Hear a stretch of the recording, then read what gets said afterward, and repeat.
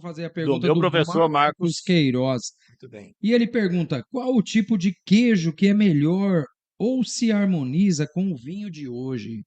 Muito bem. Aí você explica pra gente o que a Então, gente tem aqui, justamente né? hoje eu fiz aqui eu não sabia como é que era o vinho, então eu fiz aqui um preparo de algumas coisas aqui para a gente tentar perceber se a harmonização seria melhor, né? Então eu coloquei 2 tipos de queijo aqui e um salame com um pouquinho apimentado. Então, com a questão do Cabernet Sauvignon, normalmente os embutidos vão muito bem com Cabernet Sauvignon, principalmente se eles foram levemente condimentados, tá? Então é bacana.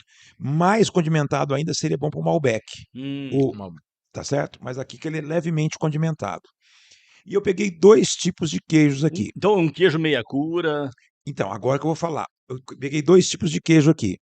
Um chamado Vatino Romano, que seria parecido com um parmesão, tá certo? Então, um queijo que já tem uma cura. É esse mais escurinho. Isso. Maravilhoso. Então ele vai, inclusive para esse Cabernet Sauvignon aqui foi o que mais ele harmonizou, né? Mais equilibrou ali. O segundo chama-se Fontina.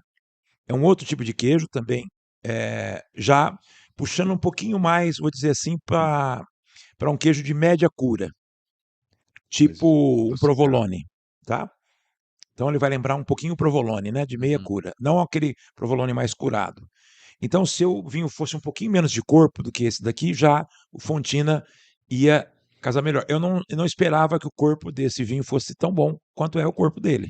Normalmente a gente encontra uns Cabernet Sauvignon com corpo menos denso, interessante, né? Foi menos um denso vinho que que te esse. surpreendeu?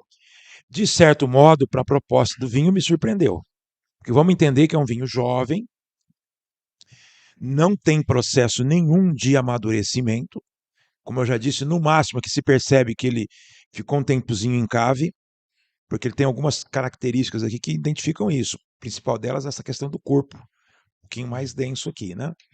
E então isso vai ser perfeito com esse Cabernet Sauvignon. Aliás, aproveitando, se vocês forem pedir uma pizza para tomar com esse vinho, já aproveitem essa dica. Um queijo mais curado, um embutido, né, que pode ser uma calabresa, um provolone, um salame ou até, diria, um pepperonizinho. Peroni, Tá? né? Então seria assim um casamento perfeito com esse vinho aqui do Julimão, tá?